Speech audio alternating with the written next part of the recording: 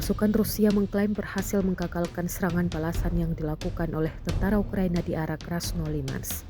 Dalam pernyataan yang disertai rekaman dan diunggah ke Telegram Sabtu 30 Agustus 2025, Rusia menyebut sebanyak 8 unit peralatan militer Ukraina berhasil dihancurkan. Selain itu, hingga 50 personel Ukraina juga dilaporkan tewas maupun terluka dalam pertempuran tersebut. Klaim ini kembali menegaskan bahwa sektor Krasnolimansk menjadi salah satu titik paling intens dalam pertempuran dengan kedua belah pihak saling melancarkan serangan sengit. Hingga saat ini, belum ada tanggapan resmi dari pihak Ukraina terkait laporan tersebut.